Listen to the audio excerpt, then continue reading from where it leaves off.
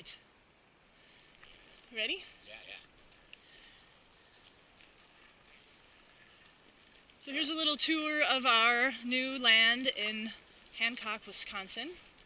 We just left the trailer down there. There's Doug and Apollo. I hope you can see them in the frame. Over here so they can see me. Yeah, hi. Hey everybody. You guys Welcome look good. Welcome to Hobbiton. Hobbiton, yes, this is our little piece of Middle Earth, as we call it. So over to the left is my aunt's lovely 11 acres, and we will do a tour of that later. But we're going to just go here. This is our easement that comes off the road, so she's to the left, and we own this beautiful stand of pine to the right. And we share this drive, so to speak, in the middle.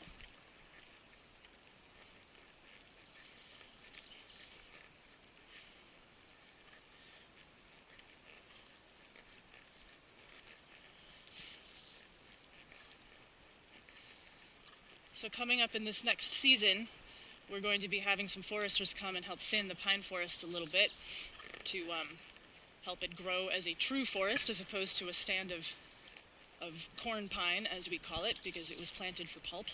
And so we'd like to harvest some and then leave some so that we can actually start growing hardwoods in there too. Here is a lovely view of our renaturalized Wisconsin prairie with our neighbor up there on the hill. So we own, if you can see the little mowed circle there in the center, we mow just to the edge of that circle, and then all the way up here, of course. And I don't know if you can see the amazing display of wildflowers that are currently in bloom, but there's bergamot, spiderwort, coreopsis, horse mint, black-eyed Susans, all kinds of tall prairie grasses, Deptford pinks, mullein, and like 25 different other species that I'm just not getting at the top of my head. Pretty cool. Indigo. Oh yes, the wild white indigo, if you can see it there, possibly. Milkweed. Milkweed. Birds, insects, bees, butterflies, the whole 9 yards. So going straight ahead here, we still own past that line of oak trees. That's straight ahead.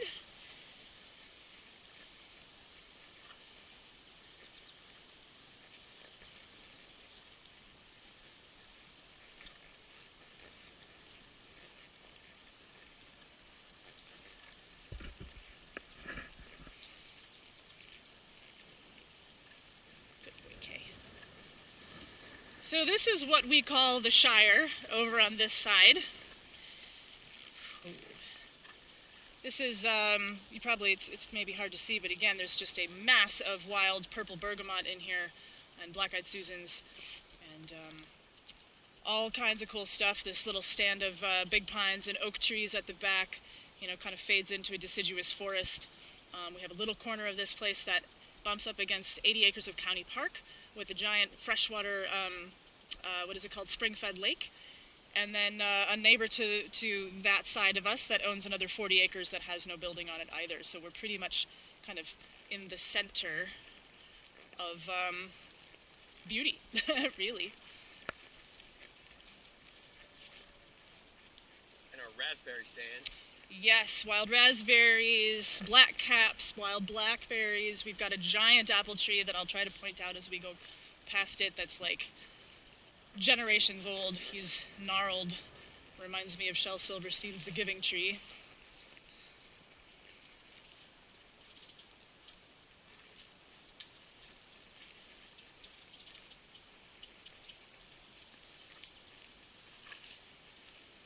And back here we call this Hobbiton because we're geeks like that.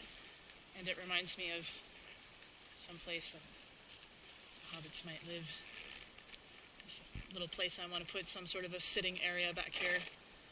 And underneath these giant pines. And then up here on my right, you can kind of see it. This here is our big old apple tree. I think you can maybe check it out. It's got lots of little apples all over it, and lots of gnarled branches, pretty cool.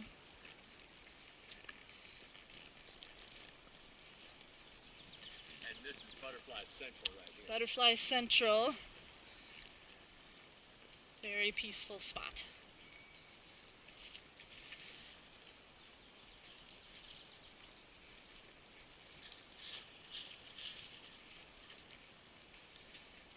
property goes back into the woods over there.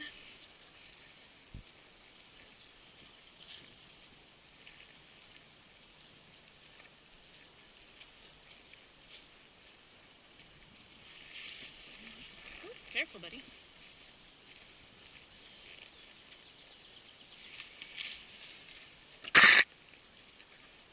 And we like to make a meandering trail as opposed to a straight trail because it's much more fun.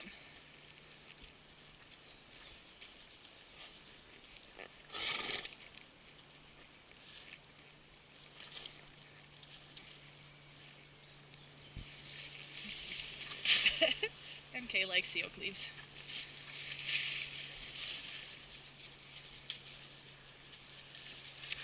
Alright, so here we are coming out onto the prairie section again. There's the little circle. We've actually mowed that because there's an invasive species of flower that's, I think, descended from Canada, but I'm not completely certain of that. And it's called spotted knapweed, and once it takes control of a field, it's it's not impossible, nothing's impossible, but it's very difficult to get rid of.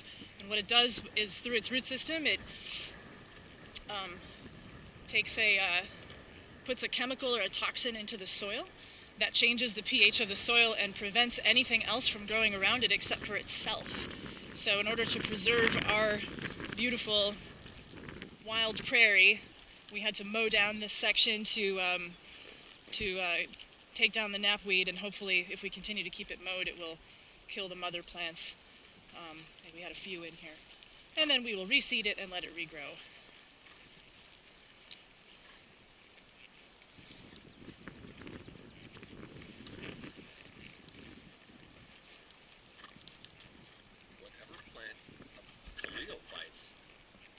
Follow bites. It's like he's been given permission.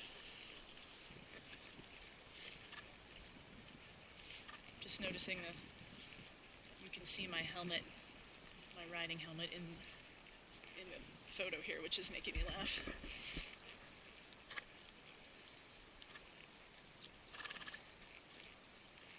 And so there's our little geek sign. I don't know if you can see it through Khalil's ears here.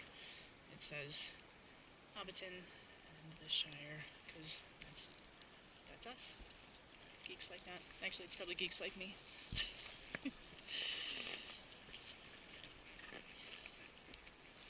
And here we are again with the pine forest to the left.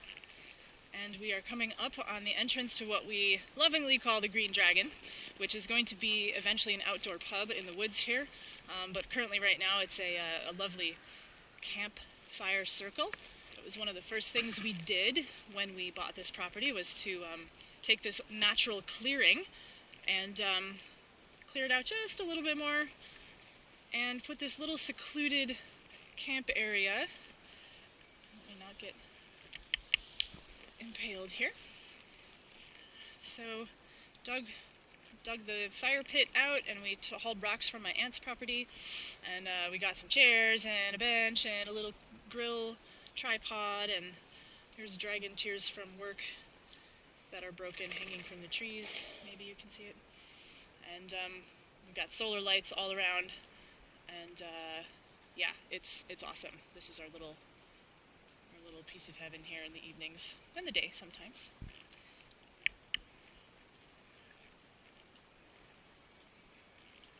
Good boy.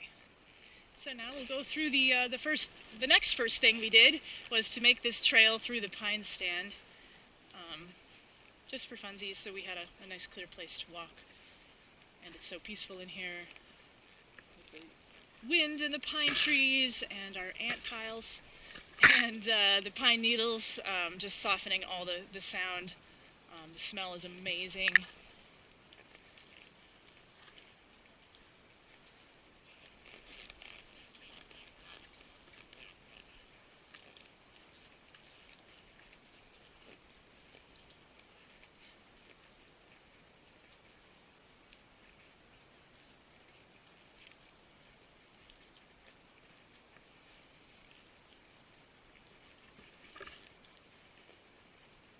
Of course we cleared, but not quite high enough for the horses. Well, for the horses, but not quite high enough for us when we're on the horses, so we got a little work to do.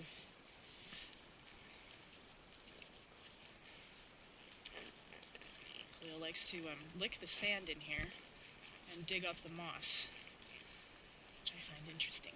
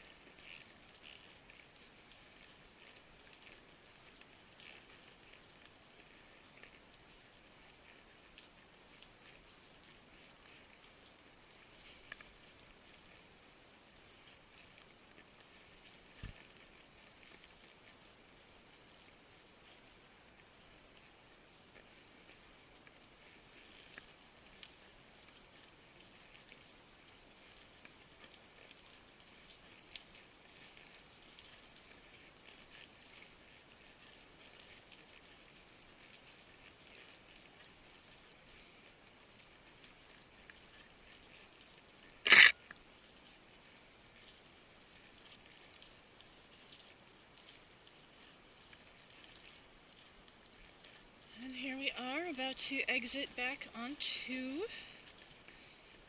the easement where we started this little film.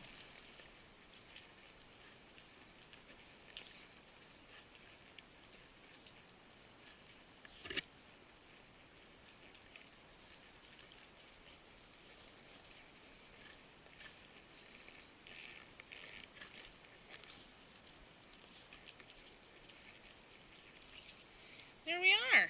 So thanks for taking the tour with us. Those of you who can't get up here to visit us yourself, maybe it'll give you a little impression of why we're never, ever, ever in Kenosha in the summer.